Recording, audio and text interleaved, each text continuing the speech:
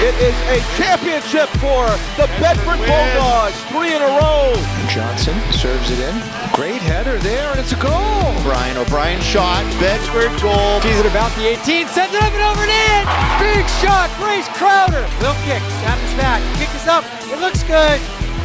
It is good. It's good. It is good. It's good. We are back. We're ready to go again. Bringing you football action from Portsmouth High School. Corey Munster Tiger here with Harry Kozlowski. Bringing you the game on BC TV channel 8, 1072, as well as WBNH 105.1. Just about ready to get going. We appreciate the musicians from Portsmouth High School for playing the national anthem as we get started. And again, Harry, just going back to that offensive line, we've given a lot of accolades to Brody Helton. He deserves them. Again, over 1,000 yards on the season during the regular season.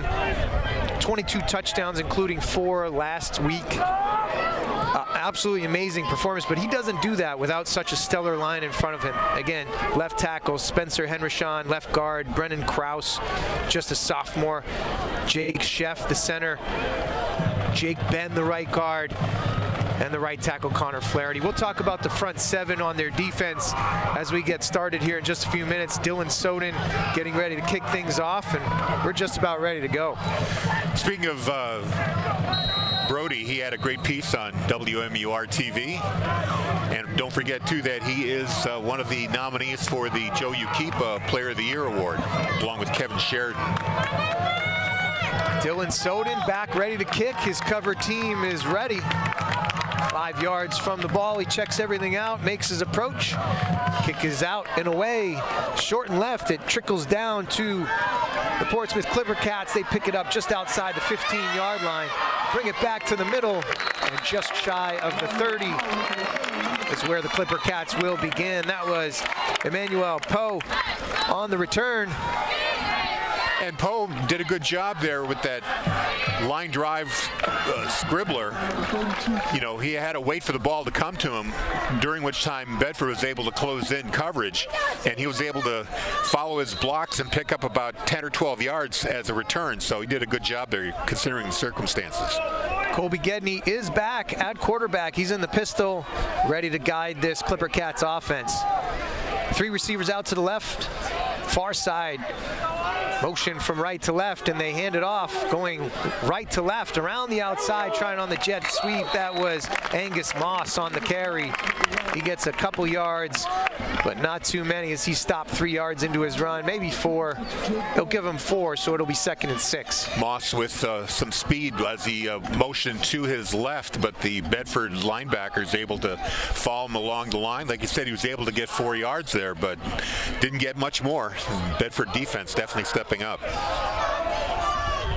2 receivers out to the left-hand side, 1 split right, 2 backs in the backfield with Gedney. He calls out the signals, takes the snap, hands it off to the left side, right up the middle. That's Cole McLaughlin on the carry. Gets out beyond the 35-yard line, where it'll be 3rd and 3. Portsmouth known to be a running team. They're running 2 plays here, and that one was your typical 3 yards and a cloud of rubber pellets kind of play, just straight up the middle for McLaughlin. But Bedford forcing a 3rd down here, 3rd and short, 3rd and 3, but still they forced a 3rd down. 2 backs in the backfield with Gedney. Slot is right, split end out to the left-hand side. The linebackers creep up for the Bulldogs. They're trying to get them to jump. They don't. Run is up the middle.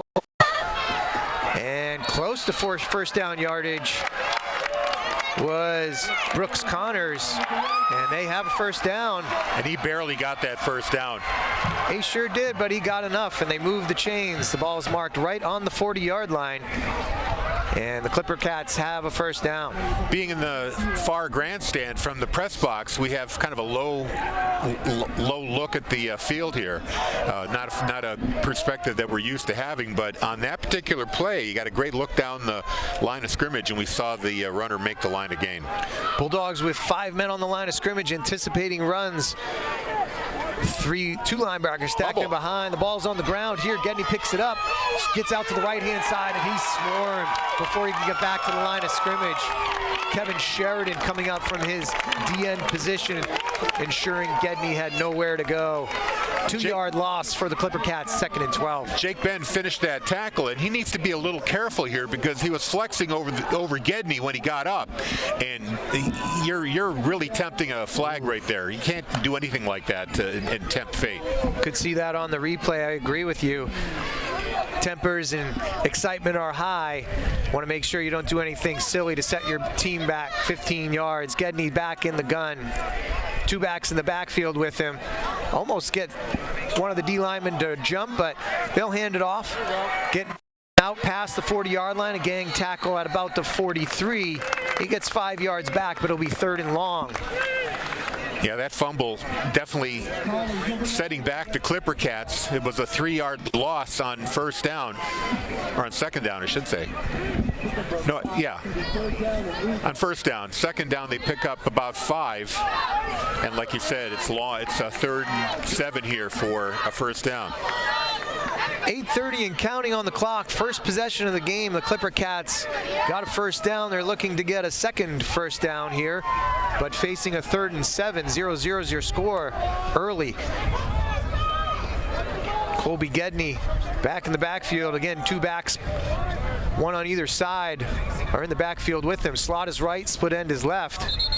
Barks it out, and I'm going to think they're going to call a delay of game, and it's the back judge indicating delay of game and a 5-yard penalty on Portsmouth-Oyster River. Yeah, Gedney's not a very experienced quarterback here, put into a really difficult situation. He might not have been paying attention to the referee over on the far 40-yard line, whose job it is to signal how much time there's left. Obviously, there's no clocks in the no end zone timers in NHIAA, so you have to watch that official to see when that arm goes up to indicate 5 seconds to go. So now the ClipperCats have a 3rd and 12. Need to make it to midfield for a 1st down. Gedney barks out the signals. He's going to roll to his left-hand side, look downfield. He's going to tuck it under his elbow, gets out to the 45, but then stops there. It'll be 4th and 4 as they give him progress to the 46. Still in ClipperCat territory. It is 4th down. It looks like substitutions are coming on to punt this away. Alex Grudzinskis, number 21, with the tackle there for the Bulldogs. Gedney was making some good yardage. It looked like he was going to throw, then put the ball down, ran through a couple of Bulldogs, but Grudzinskis finished him off, and they stopped the ClipperCats here on their 2nd set of downs.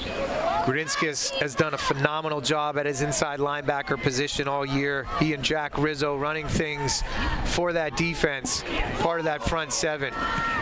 The snap bounces back to the punter and then is punted out of bounds. Punter was Tucker Husky, and his punt goes out of bounds. As we're going to wait to see where they mark it, the Bulldogs will take over on their own 30-yard line. Yeah, a second bad snap here for the ClipperCats. Quarterback Gedney had a bad snap that caused him to fumble the ball earlier, and then that snap bounces to the punter, and he had to rush his kick, and he shanked it a little bit. But still not bad field position for the Bulldogs, just shy of the 30-yard line. So I think Portsmouth-Oyster River would be happy with that. But let's see what the Bulldogs can do on offense here. 2 backs in the backfield, 1 on either side of Danny Black, who takes over for the Bulldogs. Slot is right, tight is left. They fake it, and Black's going to keep it himself. He comes out into the middle of the line, bounces back to the left-hand side for little to no gain. I believe he got beyond the 30, so maybe a 1-yard gain. It'll be 2nd and 9. Yeah, Danny Black really had nowhere to go up the middle. I'm sure he was thinking everybody had their eyes on Brody Helton. They thought they'd cross him up with a quarterback keeper, but Portsmouth was ready. But Black cut to the outside, picked up a yard. It's going to be 2nd and 9. Slot right, tight end is left. Rizzo is flanker to the left. Helton is to the right of Black in the backfield. Black's going to take the snap and roll right into the flat on the right-hand side. It's complete and ahead for 1st down yardage. Complete to Luke Soden on that far side. Ran a quick 5-yard stop route Nice pitch and catch, and the Bulldogs are moving. Once again, they go away from Brody Helton, and they go to the air to their top receiver, Luke Soden. I'm sure Portsmouth and Oyster River are just waiting for Brody Helton to get the ball. 1st and 10 for the Bulldogs. He hasn't got the ball yet. Ball is marked on the 41-yard line. Slot right, tight end left, flanker to the left. Black will hand it to Helton this time. He comes off the left-hand side, ahead for 4 yards or so, maybe only 3. A shoestring tackle right there. I didn't catch the number of the tackler. It might have been number 25, Cole McLaughlin. Brody, of course, dangerous once he gets ahead of steam, and he just has a way of slipping through any kind of hole you give him.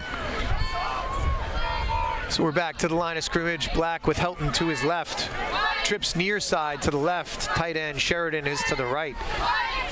Black takes the snap, little toss pitch to the left-hand side. Helton gets the edge, got some room. He's got a first down and a little bit more into ClipperCat territory as he's tackled on the 46-yard line, and the Bulldogs move the sticks again. Anytime you put Helton into space, he's going to make things happen, and that pitch out did just that. And those trip receivers were there to block for him. Picking up a first down and putting the ball into ClipperCat territory. They're on the 46-yard line now. 5:26 to go. No score, but the Bulldogs are marching. And back to the line of scrimmage. 3 receivers to the right-hand side, including Sheridan, who is tight end to the right. Luke Soden, split end to the left. Black takes the snap, hands it to Helton. He's off the right-hand side. Off tackle right, ahead for about 5 yards, where he is tackled at the 41-yard line, 2nd and 5. Any play where you get positive yards is a good one. Bulldogs are happy to take their time here a little bit.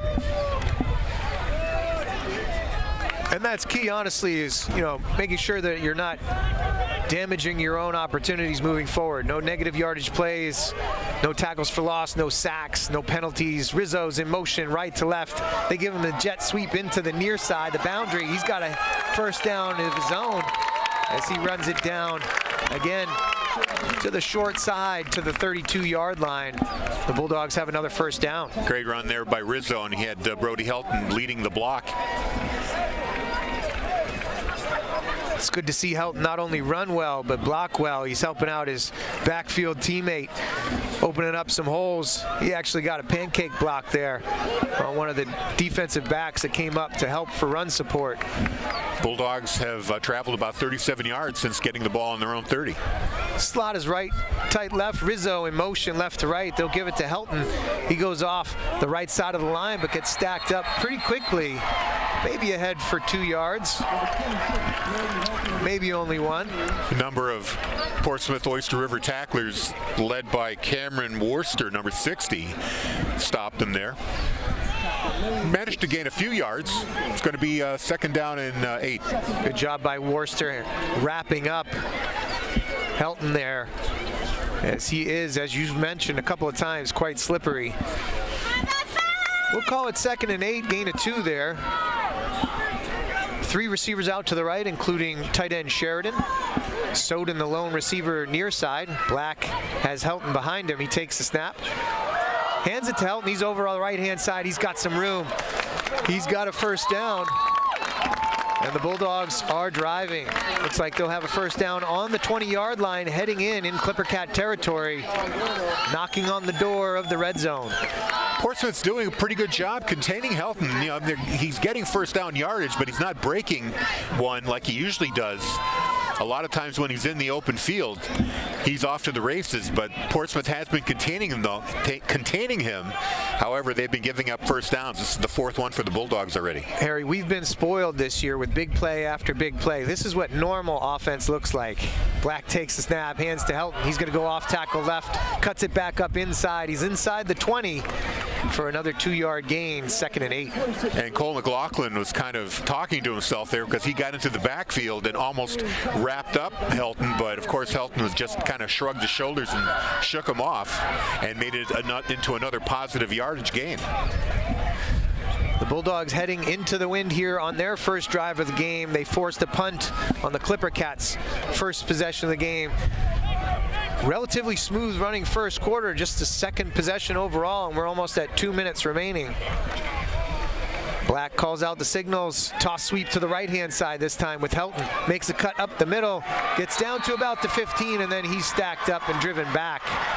It'll be 3rd and about 5 for the Bulldogs offense. Yeah, Cole McLaughlin again penetrating into the backfield. And a good cut inside by Helton to avoid that potential tackle from McLaughlin. But now the Bulldogs are facing a 3rd down here for the first time on this drive.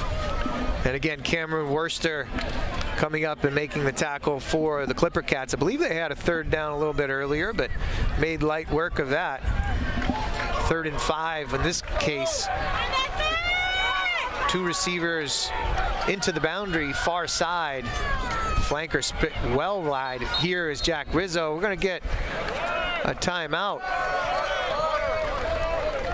as the Bulldogs take a timeout. They didn't like their call, so coming to the line of scrimmage, perhaps the defense was matched up in a way they weren't anticipating, so they take a timeout and we'll talk things over.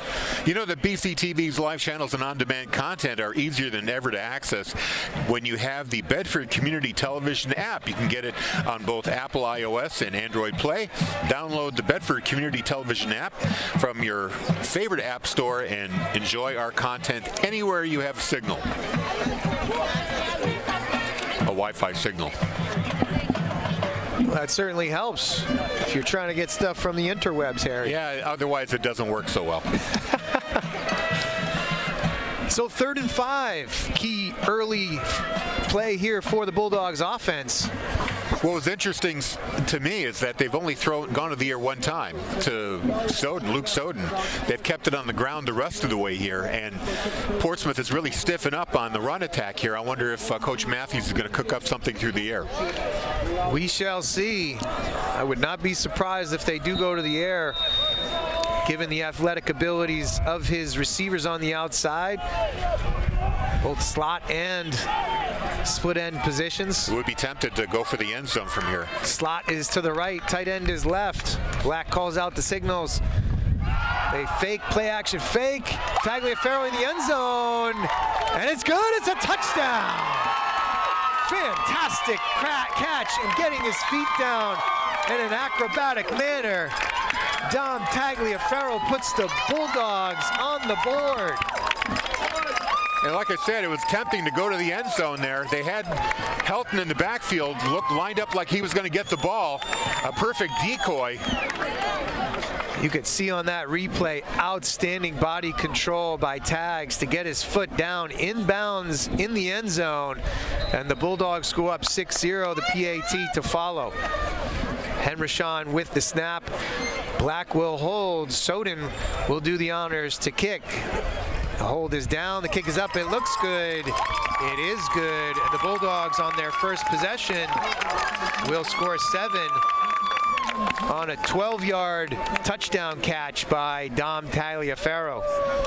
So Portsmouth giving up points to the Bulldogs on their first drive, and considering the style of offense that Portsmouth-Oyster River runs, they really can't afford to fall too far behind. They're a heavy run team. I don't know how effective they are through the air, especially with a backup quarterback in Gedney. They can't afford to fall behind in this game. 2 or 3 scores, it could get really ugly. So again, some acrobatics by Dominic Tagliaferro, the senior, yanking one out of the sky. Great job getting up, high pointing the ball, and then having the wherewithal to get a foot down inbounds. The referee was right there, could see everything, and made the call. Touchdown. I believe it's more like 15 yards on the touchdown. So we'll give him a 15-yard touchdown catch from Danny Black. And the ball the wind, I should say, wreaking havoc on the ball, blowing off the tee there. Soden has to reset it. The wind is kicking up a bit here today. Soden ready to get things started again. And honestly, 2 possessions took up almost the entire first quarter, as there's only a minute 11 left. The ball dribbles down to the 15-yard line, again picked up by the ClipperCats there, brought out to about the 25-yard line. That again was Emmanuel Poe. About a 10-yard return. Another worm burner kick there from Soden. Maybe he's doing that because of the wind. He doesn't want to have the ball knocked down short. They mark it at the 24-yard line, where Colby Gedney will resume the offense and their attack for the ClipperCats. Two receivers to his left, the far side for us. One receiver to his right, two backs in the backfield, one on either side of Gedney. He takes the snap, hands it off. Going out to the left-hand side, trying to get the edge, is Brooks Connors. He's ahead for about 5 or 6 yards. Decent gain for the ClipperCats on first down. It'll be 2nd and 4. And Dylan Soden there with the tackle for the Bulldogs. Portsmouth's actually had some success here with their sweep game, picking up 4, 5, 6 yards each try. Again, I meant to talk about the front seven here for the Bulldogs last time. Kevin Sheridan, Spencer Henrishon, Jake Ben, and Eli Gumas. The defensive linemen for the Bulldogs have been jamming up the line of scrimmage all season long. Run off the right-hand side this time. Stopped for little gain, perhaps 2 yards. It'll be 3rd down. Kevin Sheridan there with the wrap-up, and then Grudinskis coming in to finish him off, teaming up on that tackle. It's interesting. It's the same series of plays from the first drive. They did a sweep first, then a run up the middle with McLaughlin. Going quickly here, the linebackers come up the middle, stuff things up in the middle.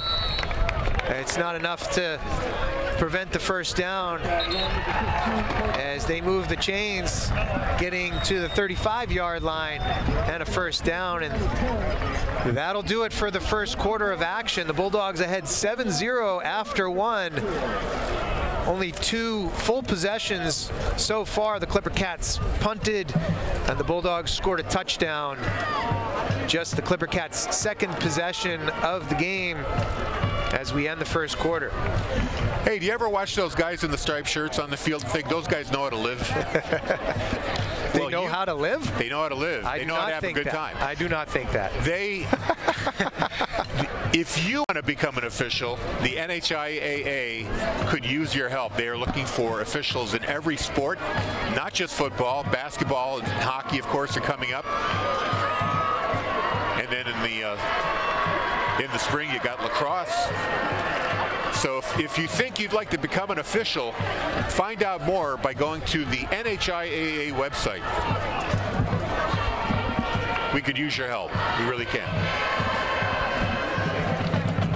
And as Harry is saying, not just football, it's across all sports. If you have some interest, if you have any kind of knowledge and a drive and some energy to do it, high school sports across the board need officials, so please get involved.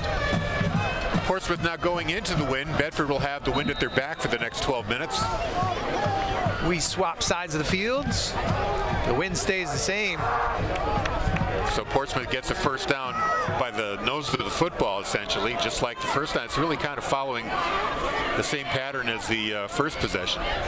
Ball's marked on their own 35-yard line where it is 1st and 10. Gedney takes it, hands it off, coming to the near side. Again, the ClipperCats, good stiff arm there. That was Brooks Connors again. He gets out close to first down yardage, but I think he's shy.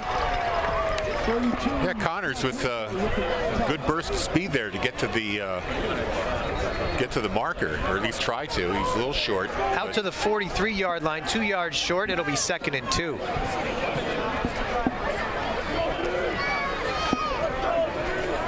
As we've observed and as we expected coming into it, a very run-heavy offense here for the ClipperCats. 2 backs in the backfield with Gedney. We got a false start here on the ClipperCats, so they'll march back 5 yards. That'll bring up 2nd and 7. And once again, they can't afford to be losing yardage here on self-inflicted mistakes. Just a very subtle rock back by the right guard, but the officials were Johnny on the spot. They caught that movement, and they do march them back those 5 yards. So 2nd and 7. Ball ball is marked on the 37-yard line. 38, I guess. Gedney back in the pistol. Good discipline by both teams there. They run it up the middle, and very limited yardage there, maybe 1 or 2 yards as they get out to just shy of the 40-yard line. So it'll be 3rd and about 5. Yeah, a long 5 or 6. Long 5. And you notice that when the Bulldogs had him wrapped up, Goomis reached in there and tried to force a turnover, trying to rake the ball out of his hand. Smart move. Great job batting away at that ball, trying to test the ball security of Connors there. Likely passing down, so we see some substitutions. The Bulldogs go with a 3-man front, bring in an extra D-back, 3 receivers out to Gedney's right, 1 to his left. He'll roll to his right, looks down the field. He's going to tuck in and run. He's got first down yardage out close to midfield. He'll be marked down at the 48-yard line, but that's enough to move the chains. I don't think Portsmouth has gone to the air yet today, and I had a hunch that with Bedford dropping, putting a pass personnel out on defense, that they were going to try a run here. Maybe that was the play all along, just to sweep, sweep to his right and try to get at least first down yardage, which he did. He just did. That would not be surprising. They have not been really testing the arm of Colby Gedney. Perhaps they have no intention. 2 backs in the backfield again with Gedney, 1 on either side. Slot is to the right into the boundary. Split end near side out into space. Gedney will hand it off. Connors again tries to get the left edge, and he's got it. He's got some room, and he's into the defensive backfield ahead enough for a 12-yard gain into Bedford territory, and he's marked down at the 40-yard line. Good job by the ClipperCats offense, getting him the edge, getting him into space. Connors seems to be getting better with every carry. I think he's just getting warmed up. Big back there. He towers over a lot of the players on the field, and when he gets a head of steam going, he's hard to bring down. So the ball is marked on the Bedford 40-yard line. 4 down linemen for the Bulldogs. Their linebacking core tucked in behind with Rizzo Grodinskis and Dylan Soden. Gedney barking out the signals, takes the snap off the right-hand side of the line and ahead for 3 or 4 yards. That was Cole McLaughlin with the carry. Jake Ben had a chance to wrap him up in the backfield, but McLaughlin just too powerful, able to slip out of his grasp, picking up 4 yards there. They credit Goomis with the tackle there for the Bulldogs. 8:50 and counting here in the first half. The clock has been moving quickly with run-heavy offenses here so far. 2nd and 6 for the ClipperCats. They're in Bedford territory on the 36. Slot right, split left. A back on either side of Gedney in the backfield. He takes the snap, hands it off again. Connors comes to the left-hand side, and they're testing that right-hand side of the defense. He's got first down as he's marked out of bounds. Close to the 25-yard line, not quite sure where they'll spot it. Looks like about the 24-yard line. And they move the chains again. It looks like Connors and Gedney are kind of freezing there just for a split second. When they come together for the handoff, they kind of pause just momentarily, maybe to freeze the defense before Connors takes off on a sweep. And they've had a lot of success on these sweeps. Getting Connors to the edge. A lot of speed. And it's a little surprising for this Bedford Bulldog defense to take a timeout. Coach Matthews getting in their ear, wanting them to get tough, especially on those edges. He's fired up in that huddle, and that fire needs to come through on that defensive side of the ball. They were closing those sidelines better earlier on that first drive, but like I said, Connors is warming up here, and he's a big boy to bring down with a lot of speed, and he's just been attacking those sidelines and making the Bulldogs kind of pay. And I think they're slowing down just a little bit because he was able to get around the edge and get that first down yardage. We see there on those replays, the Bulldogs defense was absorbing those blocks. They weren't necessarily coming up, setting a hard edge. They're absorbing those blocks, giving up some yardage right away. And I'm sure that's what Coach Matthews wants to solve quickly. He needs his defense to be tough, to be strong, set a strong edge, especially with their recent success preventing these types of sweep type plays. Gedney is back in the gun, a back on either side of him. Slot right, split left. 1st and 10 for the ClipperCats.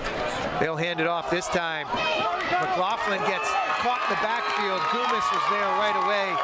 And you can hear the fans on the Bulldogs sideline getting excited about that tackle for loss. Yeah, Goomis has been getting into the backfield quite a bit. Those running backs have been getting out of his grasp, but not that time. He was able to hang on to McLaughlin, slow him down just enough for his teammates to come in and finish the job. So a loss of 1 for the ClipperCats brings up 2nd and 11.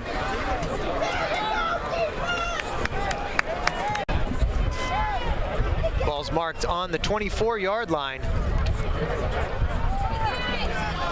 Gedney, again, 2 backs, 1 on either side. He'll take it, fake it up the middle, and again, wrapped up. The ball's on the ground. The ball's on the ground. The Bulldogs say they got it. Looks like Sheridan is on the bottom of that pile. They're going to sort things out, and it is Bedford football. Huge turnover there. This was an odd play developing. The handoff, it looked like it was going to go to Connors, but then Gedney decided to pull it out late, and I think Connors must have had his hand on the ball because Gedney didn't have full control when he pulled away, and he lost it when he hit the Bedford tacklers. Huge turnover there for the Bulldogs defense. That firing Coach Matthews quickly translated to his defensive unit. We see the replay here. I believe he was going to hand it off to Connors, pulled it down himself for the quarterback keeper, and it looks like Jake Ben with the fumble caused, and Sheridan, Johnny on the spot covering it up. Black takes the snap now, hands it off to Helton. He goes off the left-hand side, ahead for little to no gain. It'll be 2nd and 10 as he got back to the 25-yard line. Getting back to the turnover, though, didn't you think it was odd that Connors spun around on that RPO, or I guess the option handoff? I did. I think it honestly was because of him getting popped right at the line of scrimmage. Jake Ben was right there, got his hands in, caused the pivot, the turn, the roll away from pressure. I think Connors might have had his hand on the ball more than Gedney wanted him to have it. He was kind of surprised when it got pulled away. Danny Black takes the snap. They fake it to Helton up the middle. End around here. Alec Corvo gets the carry as he was the wing back on the right-hand side there. An unusual look for us there. Well, the Bulldogs trying to throw a few curves here. They know that the ClipperCats are eyeing Helton on every play. So they cross him up with a handoff to his running back mate, Corvo. Alec Corvo. Yards. Gets ahead for about 5. It'll be 3rd and 6, maybe along 6, close to 7. I would imagine they're going to try to go to the air here. And Black back in the gun. Rizzo motion right to left. They fake it to him on the jet sweep. He's going to put it in the air. Gets Taliaferro. It's not complete. Oh, they said he was bobbling the ball. Did. And went out of bounds. Referee was there and mentions that bobbling motion. You could see him bringing his palms up in the air and moving his hands up and down, indicating a bobble. So, oh, that's too bad because it was a well-designed play. Little out pattern on that far sideline, and it is incomplete because of that bobble, so the Bulldogs will have to punt. A seldom activity for them this year. And they will punt it away. Kevin Sheridan is back there. 5:49 to go in the first half. 7-0 is your score. The Bulldogs lead. It was so seldom that Corvo had a rush to get out there. They're not used to being in punt formation. Snap is back. Punt is away. It's a decent one. It bounces at the ClipperCat 40. Gets a great bounce and is inside the 35-yard line, or maybe right at the 35-yard line. excuse me, the 25-yard line. And that's where the ClipperCats will take over. Yeah, Portsmouth willing to let the ball roll. I don't know if that was a smart move because they gave up a lot of potential field position there. And now they're 75 yards away from tying this game up with only 5:40 to go here in the first half. It's a tough call there for the return man. Again, if you make a commitment to get that ball and you bobble it at all, it can be an immediate turnover. So we've seen Dom Tagliaferro be cautious about his approach in fielding punts as well. And this time it cost the ClipperCats a decent amount of yardage. They start at their own 25. Gedney in the backfield. He takes the snap, he'll hand it off. They go to the right-hand side. That's McLaughlin off the right side of the line. He's tackled after maybe 2-yard gain. It'll be 2nd and 8. Bennett Matthews there with the tackle, number 3.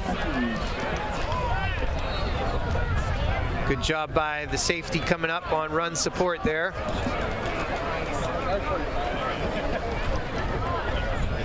Defensive backfield hasn't really been tested too much through the air. Luke Soden, Peter Suazo, and Dom Tagliaferro playing that safety position.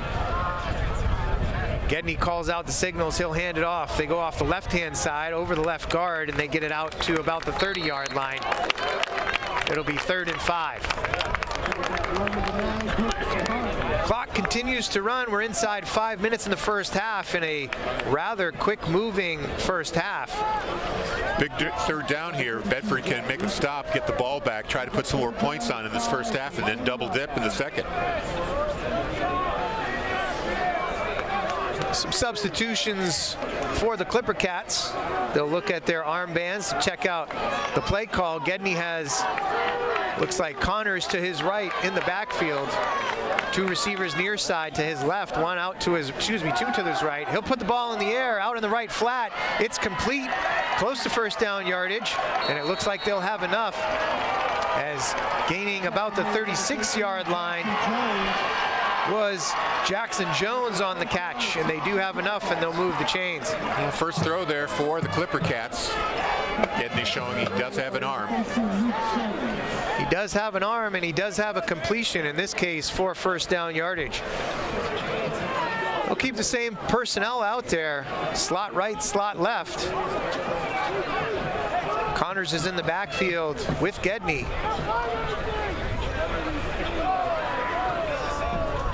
Motion man left to right. And it looks like we'll have a false start again on the ClipperCats offense. They'll march him back 5 yards. And we talked about those negative yardage plays. That's a tough one for the ClipperCats after battling so hard to get that first. 1st and 15 at their own 31-yard line. This game is moving at a considerable clip. We're almost a half and only played about 40 minutes of clock time. Game kicked off at 6 o'clock. There haven't been any incompletions, and all the offense has been on the ground mainly. Well, there was 1 incompletion. Slot right, slot left. Gedney barks out the signals. Motion man is right to left. They fake it to him, but they'll go up off the right-hand side, and Connors has got some room. Looks like it's coming back, though, as there's a flag on the field near the 36-yard line. Great run as he got out to the 50, but their alignment paused back at the 36-yard line, as it seems like it'll be a hold. It is a hold, as that far sideline official indicates to the head official, holding on the ClipperCats, and they'll mark backwards again. And that's a tough one to swallow, as Brooks Connors had a heck of a run there. Yeah, that is tough. And the real savior for the Bulldogs, because you hate to see Connors in the open in the secondary, because he's such a beast. A big gain wiped out there by a holding call, and that puts Portsmouth-Oyster River in a hole once again. I believe on their, where are they marking them down? At the looks like it's at the 24-yard line. So there it's 1st and 22 as they march it back from the spot of the foul. Yeah, they got to get to the 46 for a 1st down. First in Exeter for the ClipperCats. Gedney in the gun. Connors to his right, slot left. Motion man left to right. They fake it to him, and they'll give it to Connors up the middle. He gets to that second level and ahead for maybe 10, 11 yards out to the 34-yard line. It'll be 2nd and 12. Brooks Connors, man, he's a weapon. Look at the acceleration when he gets the ball. He's moving so fast once he hits the line. He's fast and he's big. He's tough to bring down. Portsmouth-Oyster River looking to take advantage of that. Gedney takes the snap. They'll give it to Connors again. And he's stopped at the line of scrimmage. It'll be 3rd and long. Out ahead for maybe a yard, so we'll call it 3rd and 11. Spencer Henderson leading that gang that brought him down. Radinskis in there, Gumas in there, a whole host of tacklers. Jack Rizzo in there. And the Bulldogs defense needs to hold strong here to see if they can give their offense an opportunity to score with under 2 minutes to go in the first half. Bulldogs have only one timeout remaining, it looks like. I remember one being called. I didn't know 2 were called. 2 called, 1 on offense, 1 on defense. We saw fiery Coach Matthews come in on that last defensive series for the Bulldogs. And now we'll get a timeout by the ClipperCats. They ran some time off the clock. They'll talk through their approach to this 3rd and 11 with 1:30 to go in the first half. Well, this will be interesting here because if the Bulldogs can get a stop here, they might want to use that final timeout, get the clock stopped with as much time as possible, about 1:20 seconds, and then they can go into their hurry-up offense. And even if they just get the field goal range, making it a 2-score game going into the half and getting the ball to start the second half, that would be a good thing. A good thing it would be. A good thing if they can stop them here on 3rd and 11 to start. As you mentioned, a very fast-moving first half. The Bulldogs lead 7-0, just 1:30 left in this first half. The ClipperCats had to punt on their first possession. They fumbled in Bedford territory on their second possession. This is just their 3rd possession of the game. Bulldogs only had the ball twice. They scored a touchdown and they had a punt on a very close call, almost a converted first down, but the call was called out of bounds. Reception out of bounds. Yeah, first punt in several games. I can't remember the last time Sheridan was back 16 yards deep, ready to kick it away. The ClipperCats are back to the line of scrimmage. They have 3 receivers to the near side, the far side for Gedney. 1 receiver split to the right-hand side. 1 back in the backfield to the left of Gedney. He takes the snap and he's going to hand it off. This is McLaughlin. He's ahead for 2 or 3 yards. Let's see if there's a timeout here. And there is a timeout. Coach Matthews calls it quickly to preserve that time, as you called. That strategy as Harry Kozlowski comes through on the football side of the field. I love it. 1:24, just 6 seconds off the clock on that play as Coach Matthews wants to give his offense some time to work. Well, we'll find out how good the punter can be on this play, the Portsmouth punter. He fumbled. He had a bad snap and fumbled the ball in the first punt and wound up shanking the ball. So we'll see how he does here. He's going to need a big kick to get Bedford as deep as possible. You may see some kind of punt safe up front. You know, it's 4th and 9. That's a lot of territory to make up on a It would be an odd time to go for a fake, especially with this limited time for your offense. We can expect it to be a punt away. Looks like Dom Buono is back. Nope, excuse me, that's 11 back there. Tucker Husky. And Tagliaferro is waiting for the punt at the 32-yard line. His own 32-yard line. Husky waits for the snap. It is back, handled cleanly, moves to his right 2 or 3 steps and punts it away. It bounces at about the Bedford 37 and rolls out of bounds at the 33-yard line, where the Bulldogs will have another possession, just their third of the game. And this could be part of the strategy on Portsmouth-Oyster River's behalf. Try to keep it away from this potent Bedford offense. Well, this might be the first time we're going to get to see a 2-minute drill or a 1-minute drill from the Bulldogs. They really haven't been in a position where they had to go into a hurry up yet. But this is the time to do it. Attack through the air, and then after a couple of throws, maybe give it to Helton.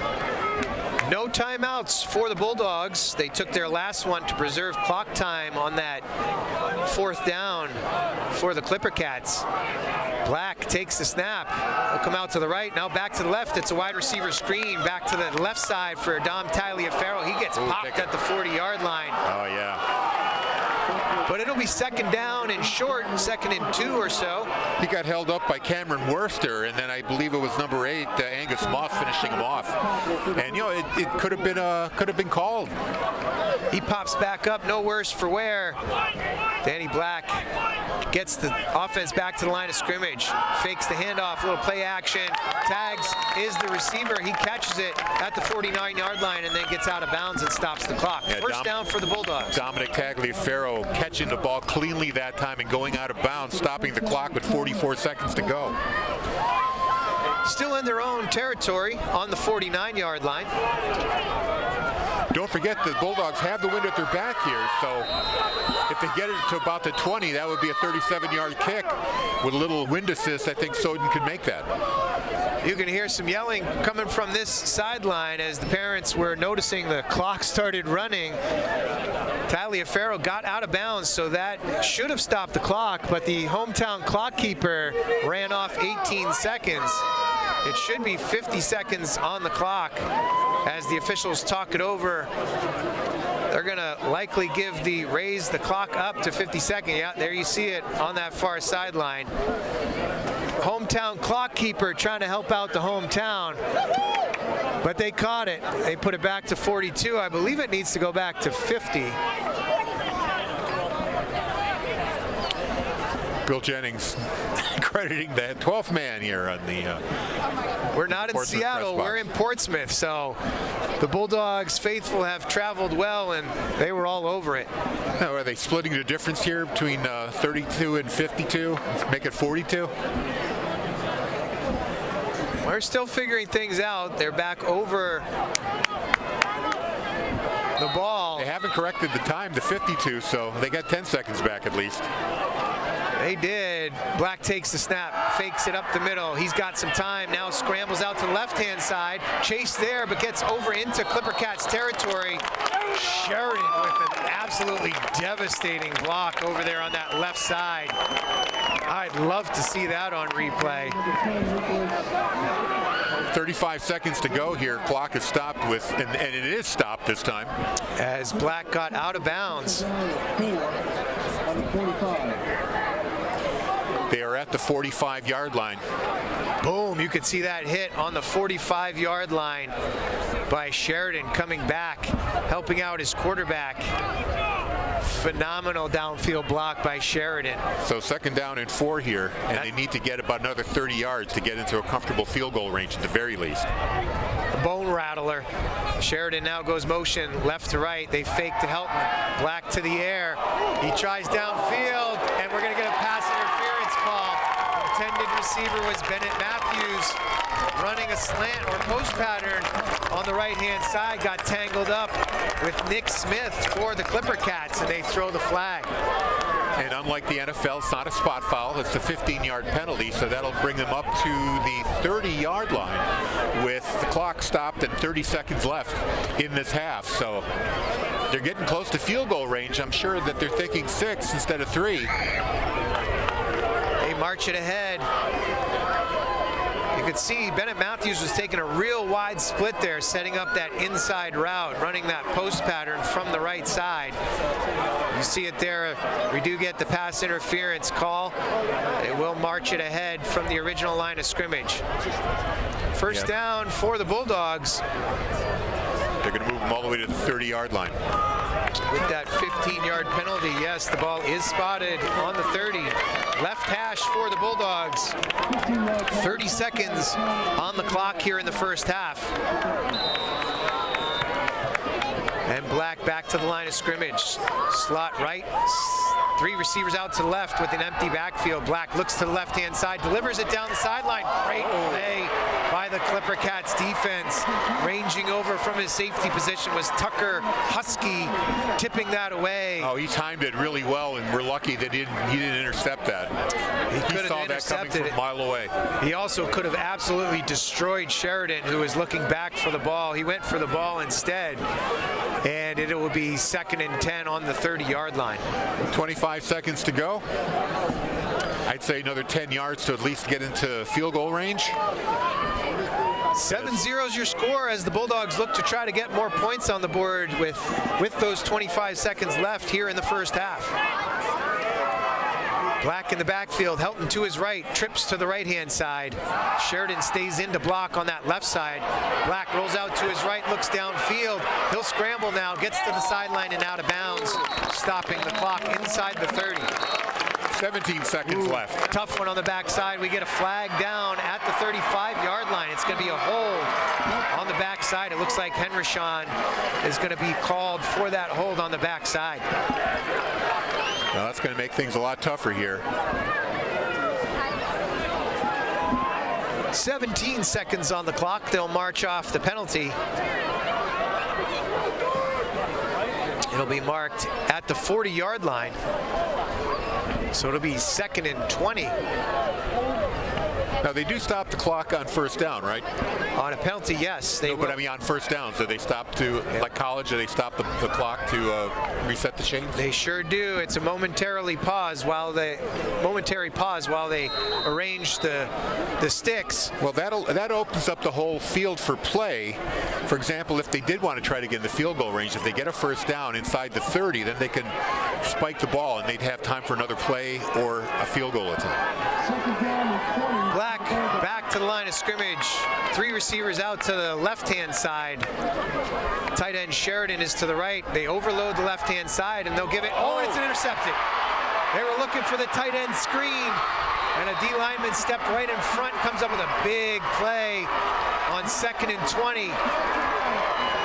Black threw it right to him, stepping in front and coming up with the interception for the ClipperCats, and a huge play there on 2nd and 20. And you can see, and you get the number of the lineman. He read the screen and backed up in front of Sheridan.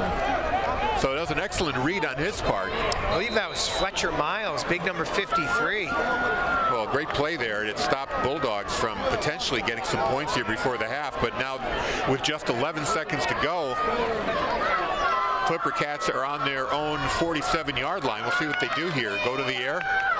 Bulldogs in their cover 3. 8 men near the line of scrimmage. Connors comes to the left side, near sideline, and gets out of bounds in Bedford territory near the first down at the 42. Oh, good gain there by Connors with 5 seconds left here. Maybe we'll see what kind of arm Gedney has. Try Hail Mary. Well, their ball, like you said, is marked at the 42-yard line. It's 1st and 10. We'll see if they test the air. Brooks Connors trots to the sideline. It looks like they have some wide receivers coming in. Nick Smith, along with Emmanuel Poe. He'll join Jackson Jones, as well as Angus Moss. Cole McLaughlin will be out there in space too as Gedney goes empty backfield. 4 receivers out to that right-hand side, 1 to the near side left. Gedney takes a snap. He'll roll to his right. He'll heave it down the field. And it's picked off by the Bulldogs. Good job on the defense there as Luke Soden comes down with it. There's some chirping going on after the play. But that'll be the end of the half as the Bulldogs come up with an interception to end the first half. They'll take a 7-0 score into the locker room as they lead 1 touchdown catch, a 15-yard touchdown catch on their possession by Dominic Tagliaferro. And the Bulldogs will go into halftime with 7-4. We'll take some time out and join you for second half action here from high school and Todd Dobney Stadium. Back to Portsmouth as we are about to kick off the second half here, and the Bulldogs lead by 7. It's a 7-0 game, quick moving game, but Bulldogs only scoring, the only team scoring a 15-yard pass to Dominic Tagliaferro, right? He caught the pass? He sure was. He was the Bulldog that scored the touchdown on their first possession of the game. As you mentioned, a 15-yard touchdown. Acrobatic reception by Tags on the far side from where we're sitting. Only about 2 or 3 yards into the end zone, but an excellent job of getting his foot down and scoring the touchdown. That's our only score of the game so far. 7-0 as we come into this second half. The Bulldogs will have possession. They will have the wind at their back. A back and forth affair throughout that first half. 3 different turnovers, 2 by the ClipperCats, a fumble and an interception. And then, of course, in their last possession of the half, the Bulldogs threw an interception as they were trying to get points on the board. The kick is out and away. Dylan Soden on the catch for the Bulldogs right around the 30-yard line. He gets out to about the 35 where the Bulldogs offense will come back on the field. Interesting kick there. It wasn't very long, a bit of a pooch kick. Maybe they were trying to catch the Bulldogs napping, but they gave up some decent field position there. They're going to mark them at the 36-yard line, so a good drive start here for the Bulldogs. Also wanted to mention real quick that Steve Poshman very graciously split his Suburban Underground show in 2. That gave us an opportunity to go on the air early, and we will finish Suburban Underground as soon as this game is over. Slot right, split end is left. Sheridan is the wing left. He goes in motion. They're going to give it to him.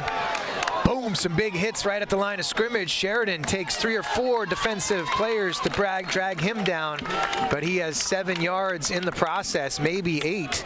It'll be second and short. And the Bulldogs go hurry up here. They're keeping the tempo high. They'll go slot left, and they'll draw a penalty on the defensive line. Jumping was big number 53. Fletcher Miles. He had the interception there in the first half, but the neutral zone infraction offsides will get the Bulldogs a first down without having done much. They'll march it out to the 47-yard line, just shy of the 48. Unforced error there on the part of Portsmouth-Oyster River. That's what, the 4th penalty on them this game? At least the third. At least the third. So slot right for Danny Black. Helton is to his left. Sheridan in the wing to the left-hand side. Now the wing and the slot will shift sides. Soden goes to the left, Sheridan goes to the right. Black takes the snap, toss sweep, near side to Helton. Met in the backfield, but then dragging a defender forward for maybe 3 yards is Helton as he came to the near sideline. They'll mark him out just shy of midfield. Good job by Cole McLaughlin to come up from his linebacker position for the ClipperCats. And these boys have come out with some energy. There's some popping going on out there. You've heard the shoulder pads hitting, the helmets hitting.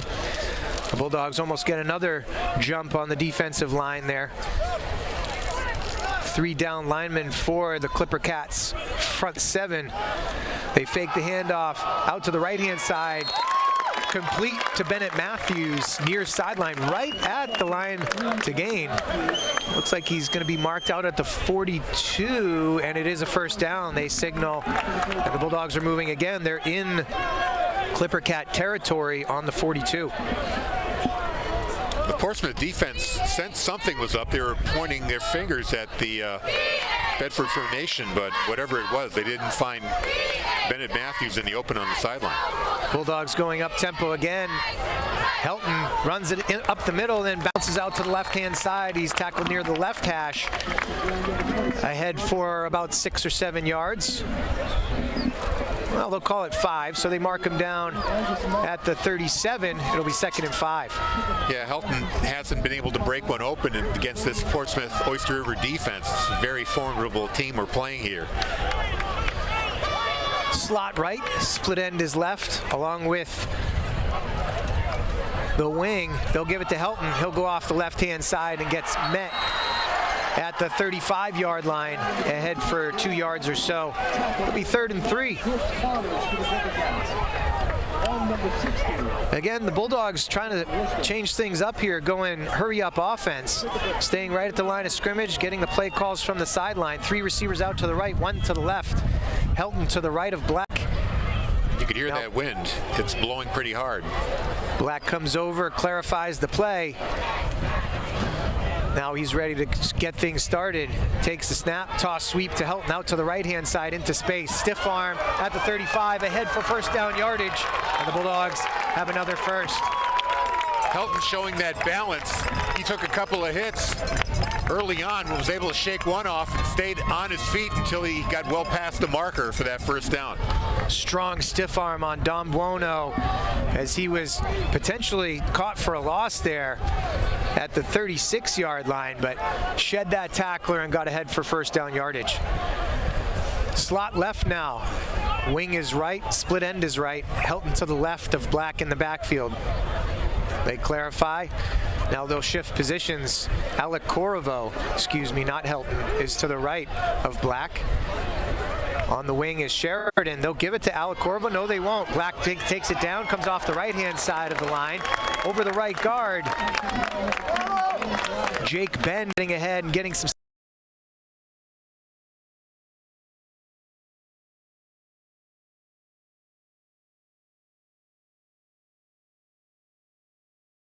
And a Corriveau the whole time. Helton is back in the backfield with Black. Again, the hurry up. They'll give it to Helton. He'll go up the middle, bounces to the left-hand side. He's still going ahead for maybe 10 yards. And he's down at about the 15-yard line in ClipperCat territory, and the Bulldogs are on the march. It always amazes me to watch Helton make a cut right inside a phone booth, essentially. He's in the line, he's barely in a hole, and he makes a cut and picks up extra yardage because of that move. Nifty footwork gets him ahead for at least 10 yards there. Black clarifies the signal again. Slot is right, wing left. Helton goes to the right-hand side.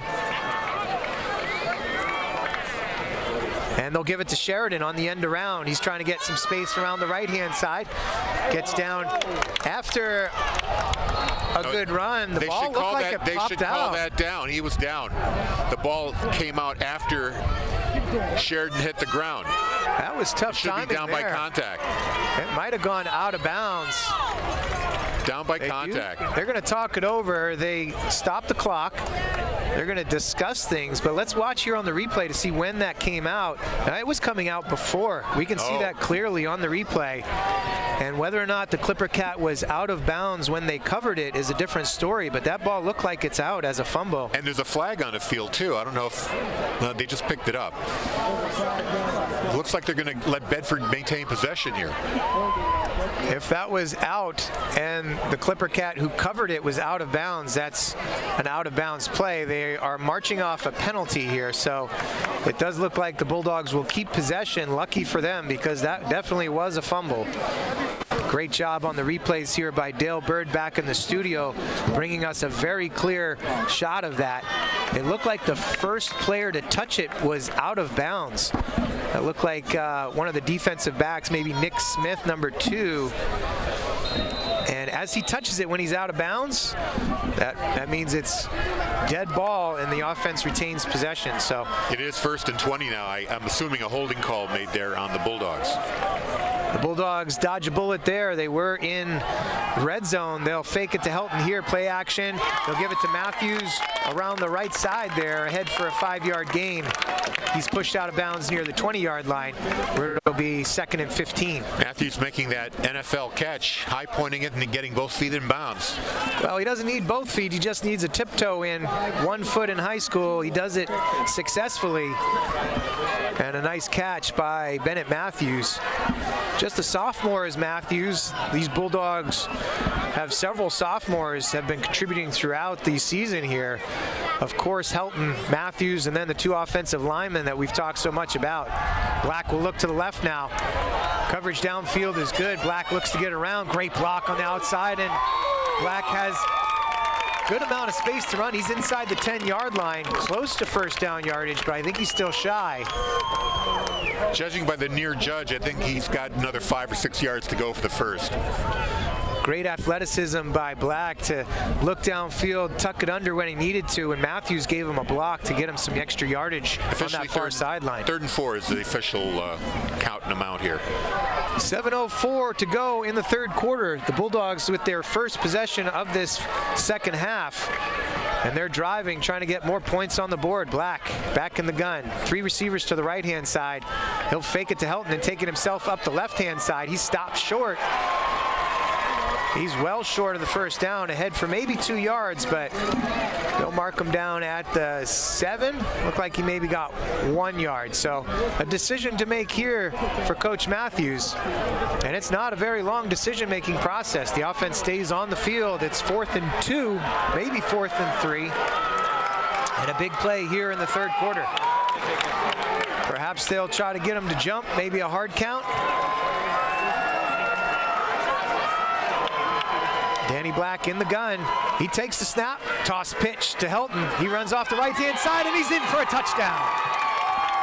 4th and 2, they go for it, and it pays off. Helton sneaks through the right-hand side, and he has a 7-yard touchdown run.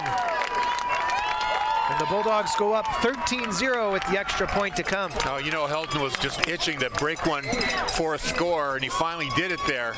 What a time to do it on 4th and 2. Took the pitch from Black, found a seam inside, and just turned on the jets. Ran through any potential tacklers until he got to pay dirt. And that's an aggressive play call by Coach Matthews. He's down inside, deep in that red zone area. Wants to put an exclamation point on his first possession of the second half. The extra point is up. It looks good. It is good. And the Bulldogs go up 14-0 with 6:21 to go in the 3rd quarter. And an outstanding opening drive for the Bulldogs here in the second half. I wouldn't have blamed Coach Matthews if he decided to go for 3, because this Portsmouth defense has been terrific. They were really hard to move the ball against. And, you know, 4th and 3, it's a lot of ground to cover. And you've got a decent, you know, you've got a kicker that's really coming into his own in Dylan Soden. It still would have been a 2-score game at 10-0, but he decides to roll the dice and he gets 7 points. Now we're up by 2 touchdowns, and Portsmouth has a job on their hands to come back. And again, phenomenal blocking on that right side of the line as Jake Ben and Connor Flaherty opened up a decent-sized hole. You don't need much for Helton. He found what he needed and was able to get to pay dirt. So 14-0 is your score. The Bulldogs score on their opening drive here in the second half. Dylan Soden is ready to kick it off. Wind at his back, so you might expect to see a decent kick here. Waiting at their own 10-yard line, 2 ClipperCats. We have Emmanuel Poe and Angus Moss back deep to receive for Portsmouth-Oyster River. Now Soden line drive his last 2 kickoffs. Let's see what he does here. The run up, the kick is up, high in the sky, settling under it at the 10-yard line, and getting up into the middle. That was Angus Moss. He's caught and thrown down at the 20-yard line, where the ClipperCats will start their first possession of this second half.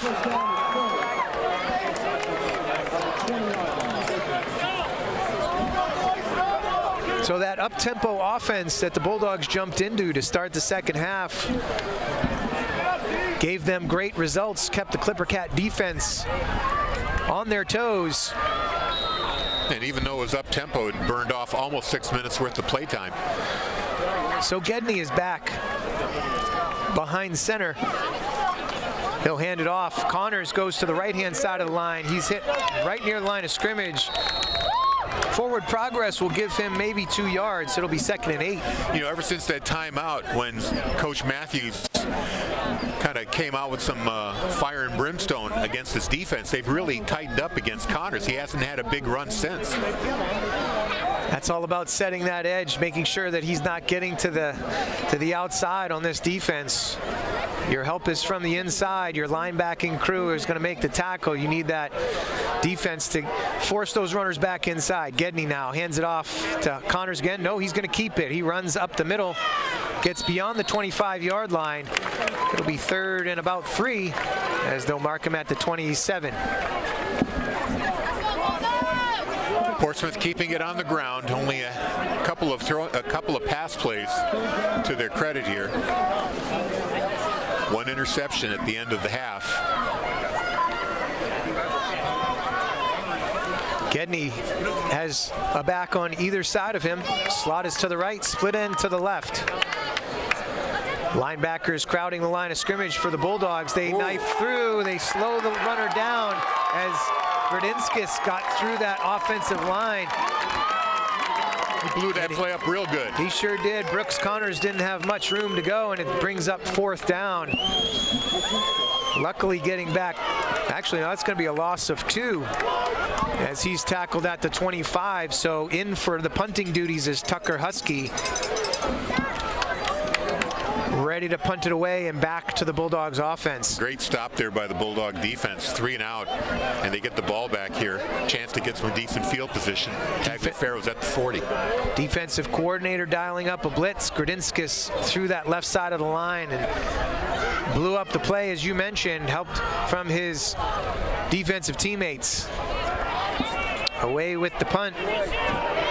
It's out of bounds at the 46-yard line in Bedford territory, but the Bulldogs, the 47, but the Bulldogs will have outstanding field position. Their 2nd offensive possession here in the 2nd half. It'll be interesting to see if they go after that no huddle, up-tempo offense here again with this possession. Oh, I would do that. They had a lot of success with that, and I would maybe go through the air a little bit more. I don't know how Portsmouth defends through the air. We know they're pretty good on the ground. So why not spread them out a little bit with a few pass plays? Slot right, tight left. A back on either side of Danny Black in the backfield. He takes the snap. He'll hand it to Rizzo. He comes to the right-hand side, tries to get the edge, and he's got it. He's ahead for 6 or 7 yards, maybe even 8 into ClipperCat territory. He's marked down just inside the 45-yard line. It'll be 2nd and short. Don Buomo with the tackle there. You can hear the Bedford faithful getting excited about the offense now as they've been moving the ball on their first 2 possessions. Slot right, tight left. Rizzo and Helton flank Danny Black in the backfield. They fake it to Rizzo over the middle, open for Soden. He's got it. He's at the 10-5. He's in for a touchdown. Luke Soden off the right-hand side, ran the post pattern, and he's in for another 6. The crowd is on their feet, and they're excited about the offense. Now clicking on all cylinders here at the start of the 2nd half. Yeah, it was just a matter of time before they opened up the air attack here and let loose their top receiver, Luke Soden, who got past single coverage all alone. And Danny Black dropped a great pass right there. It hit him in stride, and he just waltzed into the end zone for another touchdown. So it's 20-0. Soden will try the extra point. The snap is back, the hold is down, the kick is up, it looks good, and he demolished that ball, and it is good. How far would that be good from? Wow, I mean, 45 yards? That was quite a boot there, at least 40. Outstanding job there by Dylan Soden. He's really come a long way in his kicking duties. We're going to see the replay here, 44-yard touchdown catch by Luke Soden. Delivered the dime by Danny Black right on Luke Soden as he was running that post route. And like I said, the Bulldogs up 21-0. A a barrage on offense here in the second half. And now you're Portsmouth and your entire offense is ground-based, and you're down 3 touchdowns with 3:23 to go.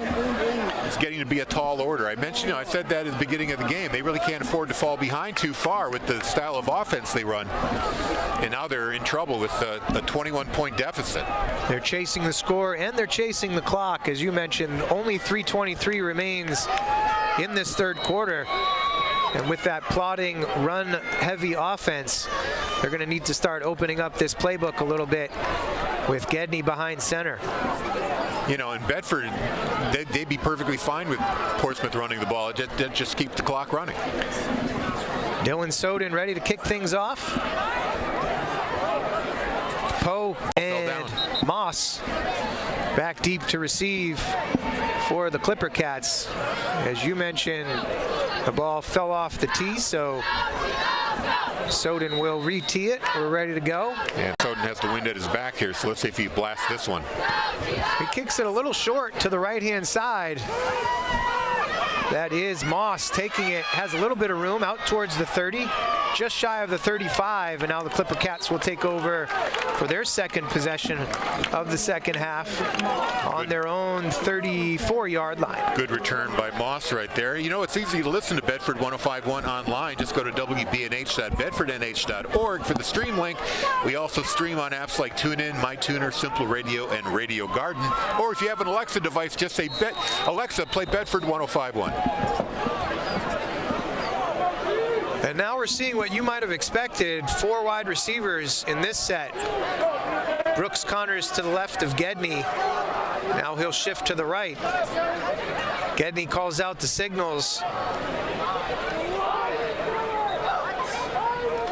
He takes the snap, he'll fake it to Connors, and he is almost sacked and throws it incomplete as Sheridan was right in his mug after the fake.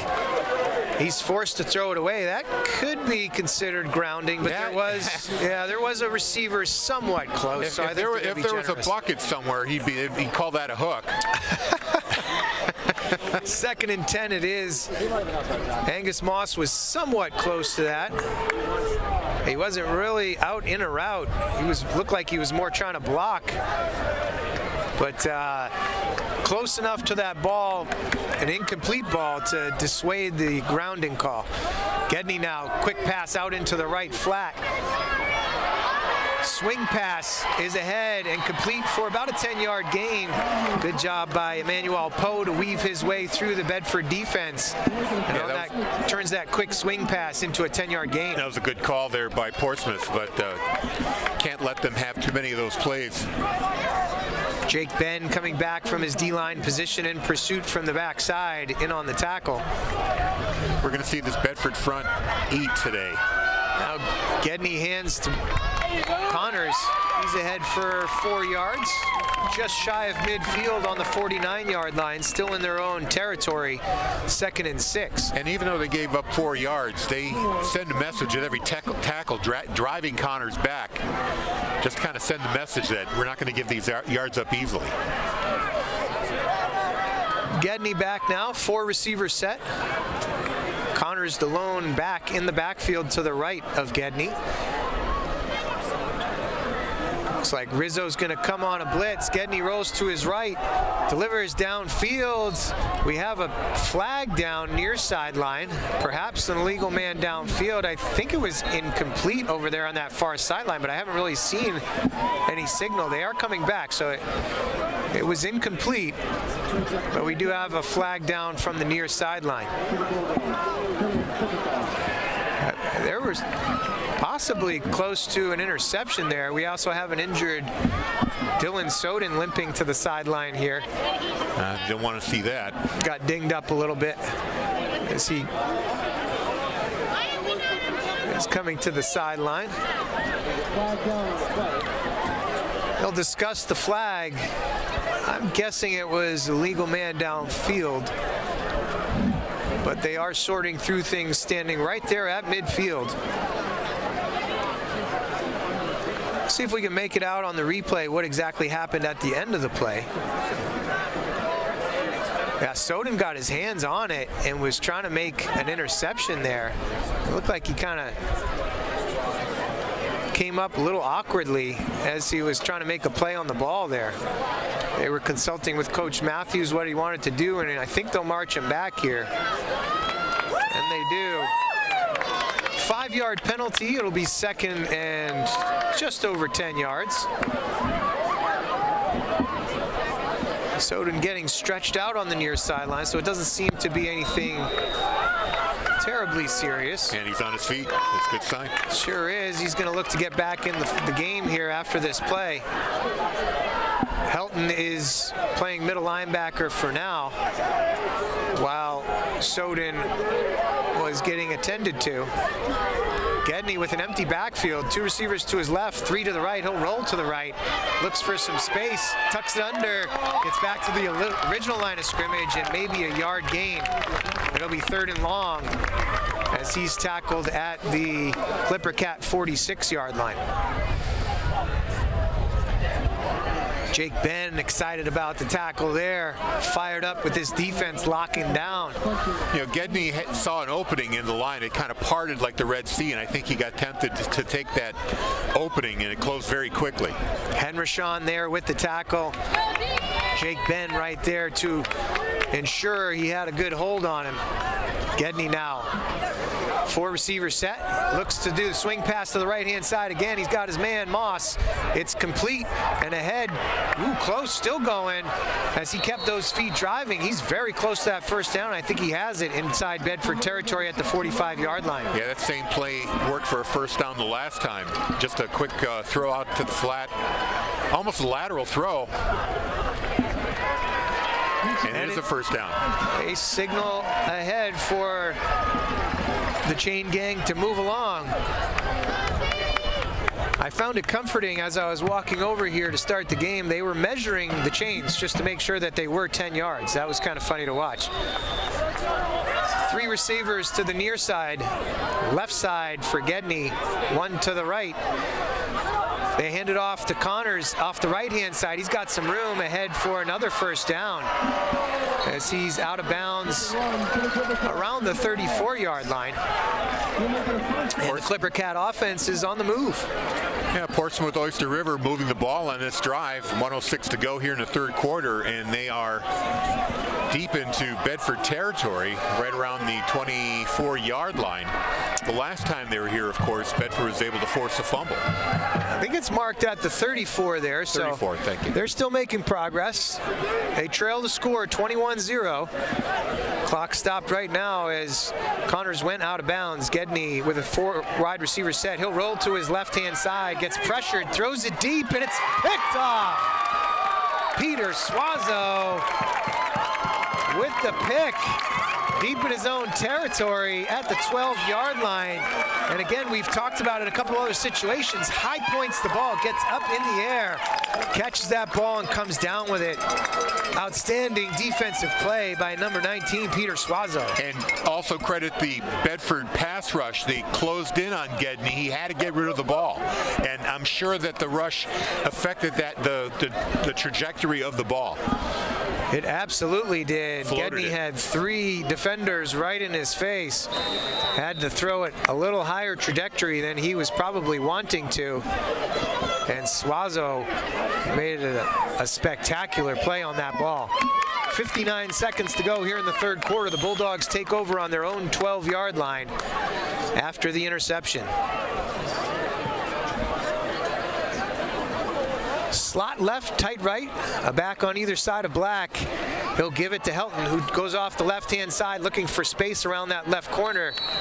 Gets ahead for 3, maybe 4 yards. We'll see where they spot him, just shy of the 16-yard line. Or maybe right on that 16-yard line. And they'll have to run another play here as there's 36 seconds left.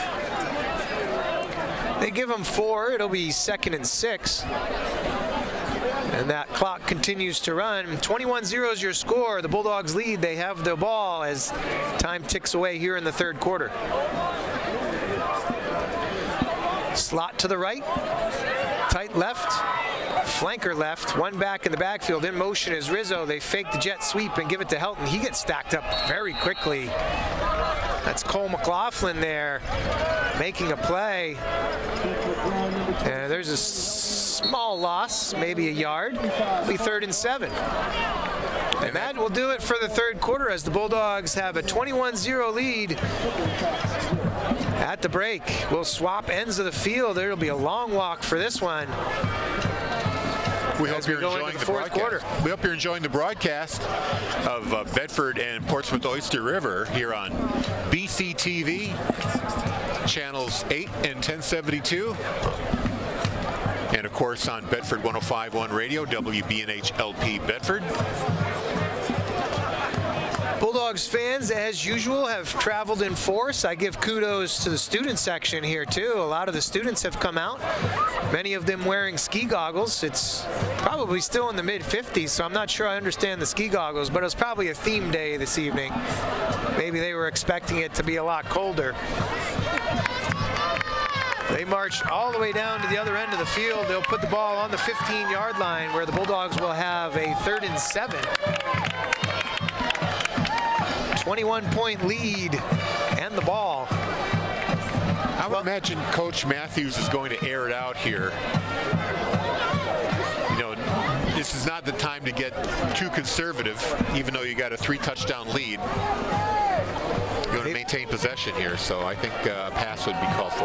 They've had plenty of success through the air. I wouldn't be surprised to see a little screen pass or maybe even that tight end screen that they tried earlier. It did lead to an interception. They were sniffing it out. Where the ClipperCats.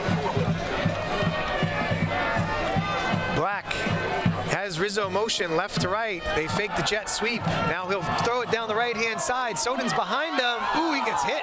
And it's incomplete. Wow.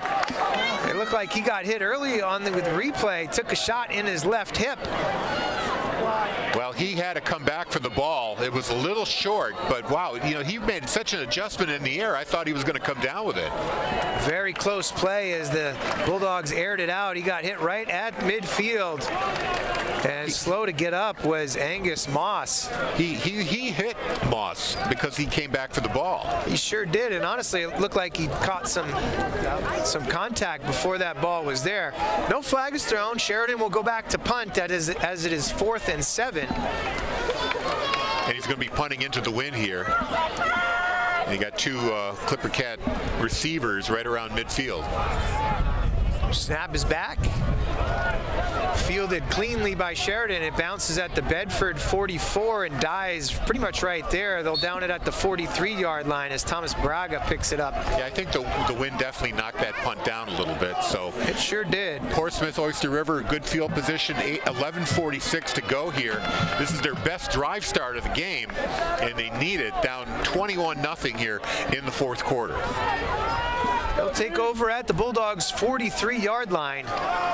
And I do like the aggressive pass call. I think that was a good call, even though it was incomplete. And the ClipperCats go tight here. They're going heavy.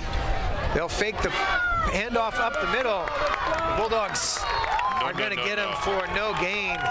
Gumas, Soden, Matthews, all there on the tackle. The problem with that is the heavy lineup blocked up the lane, and Gedney had nowhere to run. And you sounded like Dikembe Mutombo right there. No, no, no. He had nowhere to go. Yeah. And the clock runs. 11:20 to go and counting in this game. A little bit odd to see him go heavy with this lineup when they need points like they do. They'll hand it off. Moss goes to the left-hand side. Stopped for a loss. Gradinskis and Gumas into the backfield, and they'll stack him up for a 3-yard loss, and this defense is rising to the occasion here in the fourth quarter. Going to be 3rd, and it says 12 on the scoreboard. It looks more like 3rd and 14 to me. 3rd and 13 at least. Line to make is the 32. Looks like the ball is marked just outside of the 45-yard line, right on the 46. 3 receivers to the right-hand side. They change up their personnel. Gedney in the backfield. Grodinskis looks like he's coming. He does. Gumas gets in, puts pressure, and now Grodinskis is having the sack all the way back in ClipperCat territory at the 46-yard line. Gedney takes the sack, and the defense holds tight. Man, what a huge stop. 3 negative yardage plays in a row thanks to the Bedford defense. Phenomenal play by that front seven that we talked about early on in this game. Again, Sheridan, Henrishon, Jake Ben, Eli Gumas. On that one, Alex Grodinskis knifing through and getting the sack. Rizzo and Soden, that front seven has been outstanding all season long, and they show it to you once again. 9:40 to go and counting. Need to be aware of I guess not a fake here. It's too much to go for. 4th and 20, marvelous punt gets off by Tucker. Oh, the wind, that sailed in the wind, and they're going to mark him out at the very generous for Bedford up to the 19-20 yard line. I thought it went out a little further back. Tucker Husky, you don't see it often at this level, but he got a beautiful spiral on that punt, and as you said, benefited from the wind at his back. It did go out of bounds at the 20-yard line, where the Bulldogs will take over. No harm, no foul after going for that 3rd and 7 deep down the field. And despite having great field position on the Bedford 43, the ClipperCats went backwards in that possession. Black with Helton to his right. Sheridan, motion, they'll give it to him. He goes off the right-hand side. He's got some room. A 5-yard gain. Now he cuts back into the middle. He's up for 10, maybe even 15. They finally drag him down at the 34-yard line, just shy of the 35, but enough for a first down. Yeah, great run, and Sheridan taking a couple of ClipperCats along for a ride there at the end, at least 2 or 3. Baby Gronk shows why I call him Baby Gronk again, dragging defenders and requiring 4 and 5 guys to bring him down. Don't forget, he's also on the Joe Ukaipa Player of the Year list. Black, 3 receivers to his left. He'll hand it off. Taking a shot on his knees after the fake. And Helton is ahead for about a 6-yard gain. It'll be 2nd and 4. Picking his way through the middle of that defense was Helton there. Yeah, he didn't have much of a hole. He had to kind of find the cracks in the defense and squeeze through as best he could. And as you saw there, Black did a nice job of keeping his knees out of the way there. Lineman was kind of coming through on all 4s and prevented injury. Black takes the snap, play fake, gets it out to the right-hand side. Bennett Matthews on the quick out. First down. He's got the catch, and he's out of bounds at the 45-yard line. And as you say, first down. The Bulldogs move the sticks again. Clock stops as they reset. And he went out of bounds as well. But we're at 8:28 and counting. The Bulldogs ahead 21-0 here in the 4th quarter. One more good drive here could ice this game, as if it isn't chilly already. 3 receivers to Black's left. Takes the snap, toss, sweep to Helton to the left-hand side. Tries to get the edge. Gets tackled nicely in the open field. And we have a late flag coming in. That was Angus Moss there with a great shoestring tackle.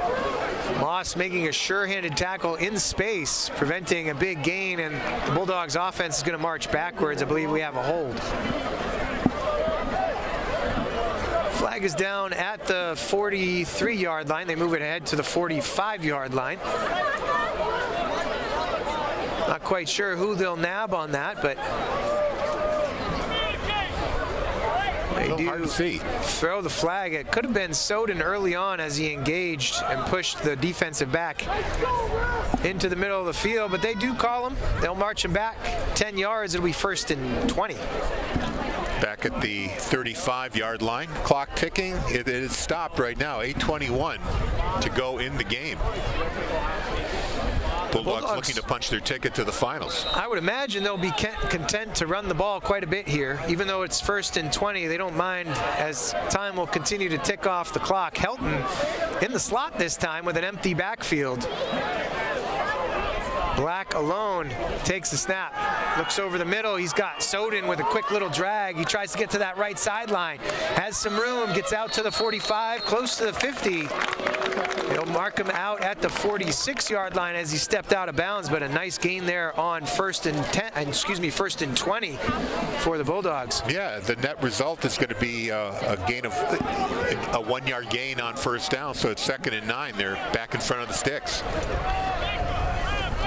2nd and 9. 3 receivers to the left, 1 to the right. Helton to the right of Black in the backfield. He'll hand, no he won't, he'll play fake it. Give it out to Bennett Matthews on that right side, a quick out pass. A little short of first. Just shy, I believe it'll be 3rd and 2. And they're running with some tempo here. And forget what I said about managing the clock. They don't care about the clock. They look like they want more points on the board. 2 receivers to the left side in the slot. Wing to the right is Sheridan. Split out to the right is Matthews. Helton to the left of Black in the backfield. They'll give it to Sheridan. He cuts it up and gets stopped in the backfield right near midfield. They'll have a loss of 2 on that play. It'll be 4th down and 5 for the Bulldogs right at midfield. I'm a little surprised that they're running Sheridan as much as they have today. We haven't really seen Sheridan as a running back much this year, so that's a new wrinkle that Coach Matthews introduced. But, you know, when you have runners like Corvo and Helton, I'm surprised they're going with Sheridan on such a critical 3rd down. They'll make some substitutions in player personnel. I wonder if they're going to go for it here. It's 4th and 5. They could. They have the right folks on the field. They could also do a quick kick here as they've been, yeah, and that's what they're going to do. Black takes a quick step back. He goes to his right-hand side. A beautiful quick kick down to the 10-yard line. That'll be down inside the 5-yard line. Ooh. Don't touch the end zone. They look like they for a field goal here, it would make it about almost a 50-yard kick. So I don't think they're going to bring the kickers out here. Yeah, 47 yards into the wind. That'd be a tough putt. So the offense stays on the field. Again, I might not be surprised to see a quick kick again here, but at this rate, why not try to go for it? Slot is right. Wing to the left. Black's gonna throw. Scrambles out to his left-hand side. Stops for a second, and then he'll go out of bounds at around the 34-yard line. So it'll be a turnover on downs. And the ClipperCats will take over. We'll see where they mark it. It looks like about the 32-yard line. I believe we are back momentarily anyway. There's just 3:13 left in this contest, with the Bulldogs up 28-0. And, you know, the score is not indicative of how tough the Portsmouth-Oyster River ClipperCats played this game. Great defense, a really solid runner in Brooks Connors. They're just not a multi-dimensional offense like the Bulldogs are. Sure enough, and as we talked about, I believe this is their 2nd-string quarterback who's been guiding the offense all evening, Colby Gedney. That might have been a different story if the starter was there. Gedney hands it off to Connors. He gets wrapped up right at the line of scrimmage, and then a whole dog pound brings him down just outside the 30. I believe he got back to the line of scrimmage, but it'll be 2nd and long. 2nd and 10, again at the 32. Maybe they give him a half yard. Tough way to end the year for Portsmouth-Oyster River, but they, like I said at the beginning of the broadcast, I don't think they played a team at the level of Bedford. 2:40 and ticking in the 4th quarter here. Gedney takes the snap. He's going to look left. He's going to try to pass down that left-hand side. Ball is way high up in the air. Soden settles under it, tips it to himself, and comes up with the interception. He'll kneel it down at the 35-yard line, and the athlete shows why he's an athlete. He high points the ball. Dom Buono looks hurt on the field. I'm not sure what. I think he might. Did he catch like a poke in the eye or something? No, it looked like Soden was trying to block for his brother. Dylan Soden was trying to block for Luke Soden. Took a good shot at the end there. That was Emmanuel Poe that took the Number 6, block. Not number 3. And that was a tough one there. Dylan could not tell that brother Luke had the ball and was kneeling down, so he was looking to pick up a block. Any way you cut it, the Bulldogs will have possession on their own 35-yard line, 2:25 remaining in this game. Is that turnover number 5 for Portsmouth-Oyster River? It sure is. 3 interceptions, 2 fumbles, and a lot of punts in between. And this Bedford defense, stalwart all year, is flexing their muscle again here in the fourth quarter. And the Bulldogs pitch another donut, this time in the playoffs. 6 on the year. Helton comes to the left-hand side, tries to roll back into the middle, gets stopped before he gets too many yards. I believe they'll give him 1. Keep it on the ground, keep the clock moving. Coming up on 2 minutes. 2nd down and 9. I wonder if they can bring it all the way down to 0, if they'll have to punt it away. I'm not sure if they're going to get a first down here. Inside 2 now. The ball is spotted on the 37-yard line in Bedford territory. Again, we apologize for the trouble we've been having on the stream. If you've been watching on YouTube or Facebook or on the BC TV stream or even on the television, I know that's kind of odd these days, but we still do it. Crazy turn of events here in the last few minutes. Helton will run to the left-hand side, dodges the first tackler, then gets swarmed back at the line of scrimmage. The Bulldogs had a quick kick at the start of the fourth quarter. It went all the way down to the 2-yard line inside ClipperCat territory. They quickly turned it over on a fumble, and the Bulldogs capitalized with a 5-yard touchdown catch by Luke Soden, putting the Bulldogs up 28-0. I don't know what the play clock says, but we're down to 57 seconds. If they can wait till 40 to snap it, they'll be able to just let the clock run out. They won't have to do anything on 4th down. After that touchdown, the Bulldogs were able to come back. They turned it over on downs, but now they've just intercepted Gedney. Luke Soden on the pick this time. His 2nd of the game. They call timeout here. Right at 40 seconds, they'll have to run one more play on the offensive side. You just ensure you don't fumble the ball, and you're going to have a 28-0 victory here in the state semifinals. The sideline starts breaking tables down. You can feel it in the air. The Bulldogs fans are excited about playing after Thanksgiving for the 2nd year in a row. And like we said, we assume it's going to be Exeter, the site of the championship game, next Saturday. 1 o'clock, I assume. We'll find out for sure later this week. And don't forget that tomorrow, 1 o'clock, it's going to be Pinkerton Academy against Londonderry in Derry to decide who will face the Bulldogs for the NHIAA Division I title. Always one of your favorite formations in football. The Bulldogs are in victory formation. Soden and Matthews come up ready to help out with any challenge on a snap. Jake Sheff from his center position will get it back to Black. He'll take it, he'll kneel it down, and that'll do it. The Bulldogs will come out of Portsmouth-Oyster River with victory here. 28-0 is your score. You can hear the Bedford fans. And again, you just mentioned it. This Bulldog defense, phenomenal all night. Came out with 5 turnovers, 3 interceptions, 2 fumbles, and overall wonderful defense.